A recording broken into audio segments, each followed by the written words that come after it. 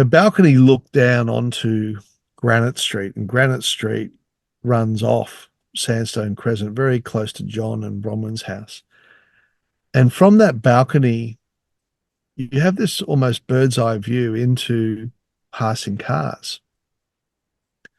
And Judy says that very late at night, she thinks it might be around midnight, um, she saw and heard John's car coming down the street with its lights on. So it was a different trip to the one that Murray witnessed earlier.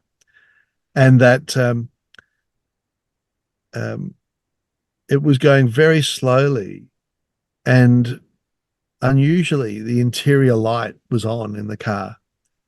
And as a result of the interior light being on in the car, she could see John very clearly driving. And she said he looked up because there was a lantern on the balcony where Judy was sitting.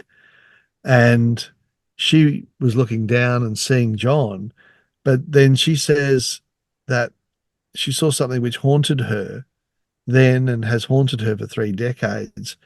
It was what appeared to her to be a body wrapped like a mummy, an Egyptian style mummy, in what appeared to be sheets or a sheet in the back seat. And she's given a very vivid description of this. I've interviewed her a couple of times, and we've filmed her describing this. And, in my opinion, she's compelling, credible, deeply troubled by what she saw. Instinctively, she believed that it was really a body. She said you could see the outline of the head wrapped up by the sheet.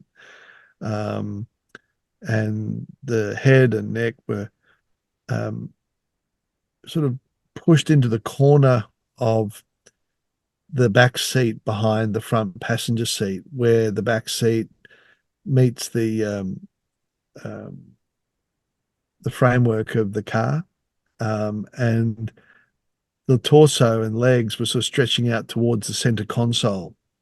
And when she discovered from other neighbors that Bronwyn had gone missing, and that's why there were some police in the street, Judy went to the local police station in Ballina and told police about what she'd seen. And she said they couldn't have been less interested, which was consistent with what other people have told us about the response of police, that they were hopeless, uh, really quite lacking in curiosity, not identifying or thinking about, it seems, many red flags that were flying in relation to the disappearance of Bronwyn. I mean, it became obvious very soon she wasn't touching bank accounts.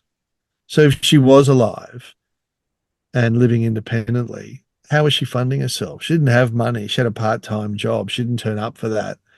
She didn't turn up to see her kids again, and she didn't meet the appointment with the solicitor. In fact, she rang her solicitor on the Sunday afternoon. Very unusual thing to call your solicitor, at least back then, after hours on a weekend at home, to tell him of her concern that her husband was returning to the house.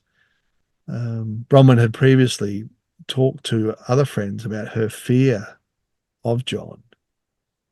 She had described, and we've heard this from a woman called Denise Barnard, who said that Bronwyn talked about how John had wrapped his hands around her throat and squeezed her throat, and she was really, really worried about, what he was potentially capable of. So, as a result of Judy Singh coming forward and um, me interviewing her at length and using that in episode 7 of the podcast, we saw police who had all but given up on the case um, take a renewed interest. And 2 detectives from the Unsolved Homicide Squad in Sydney flew to Coolangatta and went and met Judy They interviewed her at length, took a statement from her, which is all she'd wanted to do 31 years ago. And then she'd wanted to do it subsequently too. She'd also gone to Byron Bay Police with a New Zealand doctor she'd befriended. Um, she hadn't seen that doctor in years. And when I was trying to corroborate what Judy was talking about, I tracked the doctor down and she remembered it and said, yeah, we went. And I believed her. She was telling the truth in my view. She, she was sure of what she saw. So the police now will put more effort, I'm sure, into attempting to reconstruct what Judy has described. John will continue to deny, as he always has, any wrongdoing. And uh, he has also been through an inquest that occurred in 2002, 1 year before the inquest that Karl Milovanovich held for Lynn Dawson's presumed death. Really interesting that it was the same coroner in both inquests. And in fact, it was that coroner who first told me about Bronwyn's case back in December 2017 when I was interviewing him for The Teacher's Pet. And you can hear his voice in The Teacher's Pet series.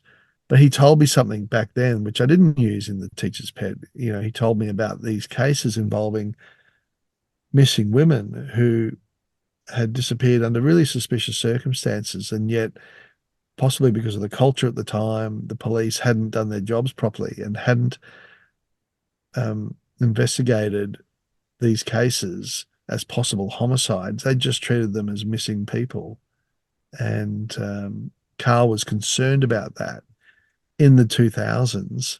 And he said there were many of these cases. And he told me about the Bronwyn Winfield case briefly. He just said that he'd run this other case. That was the start for me of an interest in Bronwyn's case. So that goes back to 2017.